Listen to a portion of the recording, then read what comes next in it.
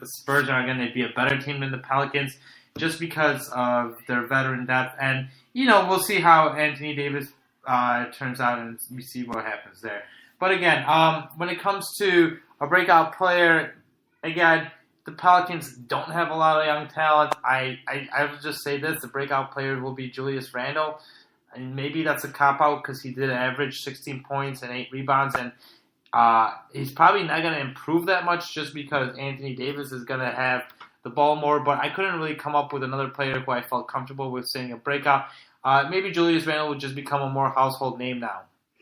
Yeah, I mean, Julius Randle should fit in really well with Anthony Davis and with this Pelicans roster. So there are and maybe he could start if he begins to stretch the floor a little more slowly but surely. Yeah, he could be considered a player who breaks out as long as he improves. Now, like I said, like we know factually, he's still young. So if he continues to improve slightly on some of the skills he already has, if he controls the ball just a little better, limits his turnovers just a little more. I mean, he's a guy who likes to run the fast break. Okay, he does it well, but if he could do it even better and stretch the floor now a little bit more, now all of a sudden he does become a pretty solid breakout candidate in terms of becoming from a good young player to a second or third type of player, maybe even an all-star one day for a year or two. So that we'll see how hard he's worked over the summer, essentially, to see how that happens. For a trade with the Pelicans, now, again, Jimmy Butler makes sense here. I think another two players, Tobias Harris, who makes sense here. I decided not to take that cop-out since I already used those guys.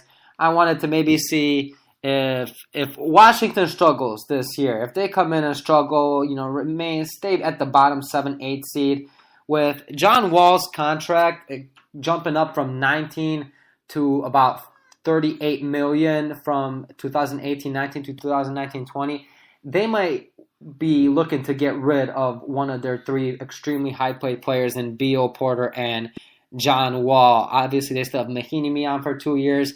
Now, they do have a lot of expiring contracts next year in Rivers, Markieff Morris, Jason Smith, but there are going to be a lot of high-paid guys. So if they continue to stay at the bottom, they may be looking to trade one of those guys, or two of them even. So I have the Pelicans trading Nikola Mirotic, Etuan Moore, and a first-round pick for Otto Porter. What do you think of this trade for the Pelicans?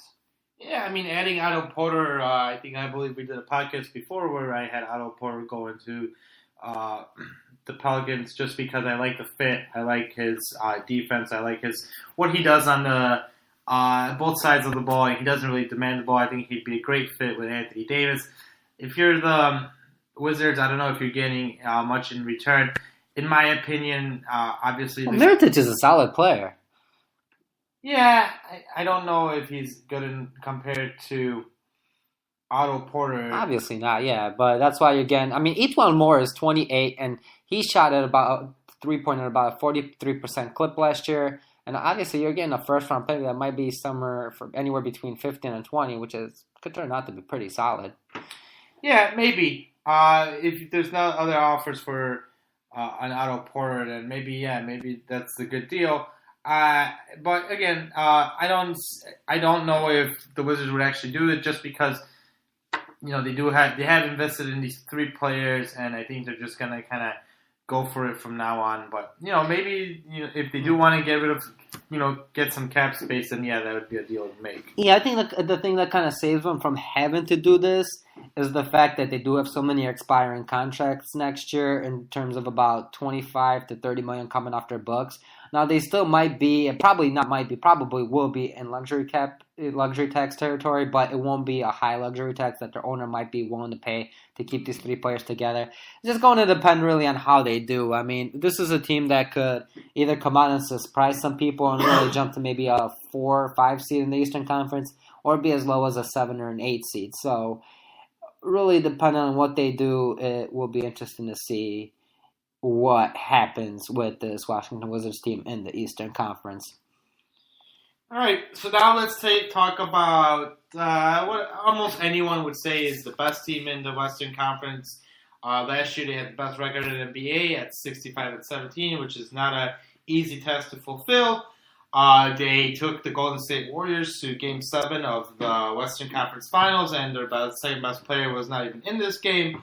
So, and Vegas has them at lower at 54.5. I do agree with Vegas that the Houston Rockets are going to be a worse team. I don't like them losing players like Trevor Ariza and Luka Mute and replacing him with the likes of Carmelo Anthony and James Ennis.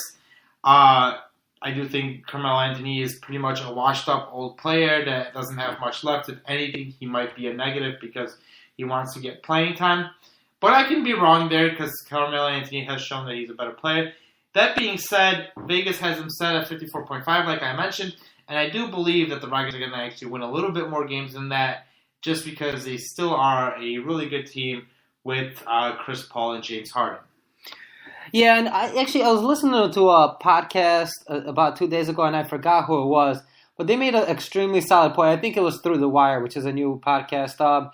They made a good point about Carmelo Anthony that the one thing that Oklahoma City might miss with Carmelo Anthony is the fact that he was still given attention, and that regardless of the type of player he's become, the defenses still guarded him and really gave him that attention. So that is a good thing that he might bring to the Houston Rockets as well, depending on how teams take him serious. But yeah, though obviously I have them at 58 wins. I think 54.5 is a little low. I know they lost some players and they lost some depth and a decent amount of it, but they still do have James Harden and Chris Paul. And if Chris Paul remains healthy throughout the season, I don't see him going down 10 wins. I see them going down maybe 6 or 7 wins. I think the Warriors will be a better team even in the regular season, and even though they will be probably resting their starters more than ever and being very cautious with DeMarcus Cousins, I still think they will end up winning probably 60 games and a couple more than the Houston Rockets. But yeah, that is a very low prediction for the Houston Rockets. 54.5, I take the over on that almost any day of the week.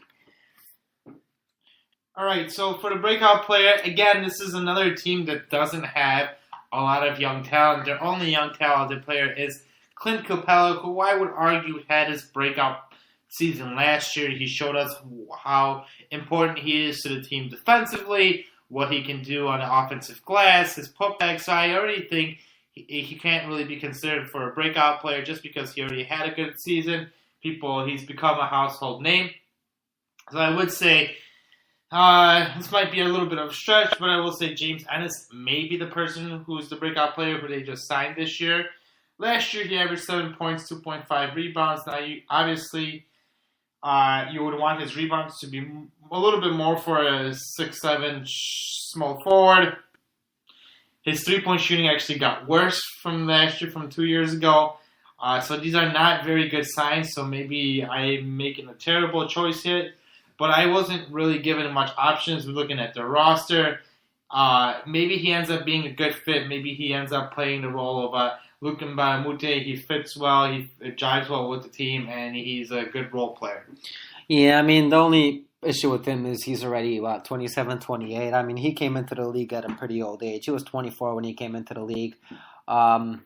They did just pick up Marquise Chris from the Phoenix Suns. I don't think anyone sees them breaking out. I'd rather go with James Evans. Totally understandable. I mean, if he does break out, that's great. I mean, I was reading a pretty interesting article. I believe it was off Hoops Rumors. This was a couple weeks ago.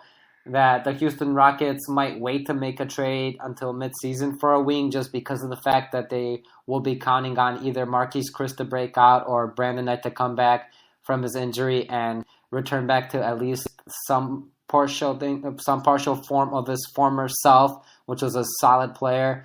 I mean, if that does happen for them, great. Obviously, it's hard to see that happening. It's hard to see Brandon Knight actually might come back to some type of his solid form just because of the fact that he won't be facing a lot of pressure and be playing really behind two of the best guards in the league. He might be able to just come off the bench and light up other benches. But yeah, Marquise Chris, I don't even see him getting too much playing time just because of the fact that he's playing on such a good team. But the fact that the Rockets don't have much depth up top beyond PJ Tucker and Clint Capella might force them to give him 15 to 20 minutes, and really we'll see how he performs. So moving on to the trades. With the Rockets, it's simple. I mean, they lost depth. They need to go, especially wing defensive depth. They need to go out and get someone. Obviously, the one trade here is, I mean, I have two trades, but the one trade here that's been reported a lot is Kent Bazemore for now. I mean, it was reported back then, Ryan Anderson for Kent Bazemore. Now I'll just jump up and say Brandon Knight and Nene for Kent Bazemore, just because Brandon Knight's contract is a little lower than Ryan Anderson's was. So I'll say Brandon Knight and Nene for Kent Bazemore. Or the other one that I'd probably like more, just because they began two solid players here, and one who's a decent 3-and-D guy, and another player who is a good defensive player but not much of a three-point shooter, but he's also young at 24. 25 is trade is Brandon Knight, Nene, and Marquise Chris to make salaries match for Marvin Williams and Michael Kidd-Gilchrist from the Hornets. What are your thoughts about the second one? Because the first one's been reported highly, so I won't even ask you about that one. But what would be your thoughts of the Rockets acquiring Michael Kidd-Gilchrist and Marvin Williams, who's about 31, a decent 3-and-D player, and Kidd-Gilchrist, who's also a good defensive player? Yeah, I mean, defensively, I think it does a lot for the team. I am worried a little bit about these players being able to actually shoot the ball, which is what is the strength of the Houston Rockets. Now, looking at stats from Marvin Williams, he did shoot 41% from the three, so it is good, and putting up 4 threes a game, so it's not a small sample size. So yeah, this it'd be a veteran player who plays defense along with Michael Kidd-Gilchrist, MKG, who's also a good defensive player, which were the strengths of this last year's team. Maybe they can kind of fill the role of the Kent Bazemore and Luka Mbamute would be good for them. These are players who can defend in the modern NBA. So this would be a benefit for them. We have to see how what's the point guard's name that is in this trade? Brandon Knight. We have to see how Brandon Knight ends up fitting. Is he providing any offense off the bench for the team? And if he's not doing enough, then yeah, this trade would be worth it. And actually, I'm sorry to interrupt here, but yeah, I think especially if you're making this trade, I meant to also mention Houston Rockets would be throwing in a first-round pick, just because of the fact that this is kind of taken into consideration that Brandon Knight is pretty much washed up, even if he is a decent player. The Charlotte Hornets don't have much use for him, and Marquise Chris is who he is. So I did mean to mention that there would be a first-round pick going from Houston to Charlotte. Yeah, I mean, and if you're Charlotte, that's, you take that. None of the players that are in this deal are anything that are so great that you can't lose without. I mean, unfortunately, the Charlotte Hornets are in a pretty bad position, due mainly to poor management for the past few years. So maybe getting a pick in the future would be helpful. Yeah, and I think the one thing here, too, is this would probably be more... The Charlotte would probably only consider this trade if they do decide to trade Kemba Walker at some point this season. And the reason for that is now, if you make this trade and still think Kemba Walker is going to resign, it severely lowers the chances of that happening, just because Michael Kidd-Gilchrist and Marvin Williams are more win-now players than anyone else coming back in this trade, and obviously a late first-round pick. And if you're Kemba Walker, you're like, hey, we're already winning about 34, 35 games a year. Now you just traded away 2 players for essentially a first-round pick and a Marquise Chris who's young. Now we're going to be down to about 28. I'm bolting. So I think, but the reason why I offered up this trade is because of the fact that I think Charlotte will be wise enough to say, hey, let's get some young players for Kemba Walker before it's too late. So that's the reason why I proposed this trade. Yeah, which makes sense. Yeah, and one more thing I'd like to add in, and just for extremely small, I made a mistake with the Hornets trade, and the only reason why I'm bringing this up is because one of my pet peeves is ignorance when it comes to knowledge of NBA trade rules or free agency and how salary caps really work. Alex Sayinka was supposed to be included in that trade for Otto Porter as a salary filler, so it'd be Otto Porter for Alex Sayinka as a salary filler, Mirotic, each one more in a first-round pick. So just something to take into consideration. All right. Well, thank you for listening. We are going to preview the other 2 Western Conference division in the near future before the NBA season starts. We are very much looking forward to our NBA season. It's almost 2 weeks away, which is going to be fantastic. Also, we are going to be posting some articles. I will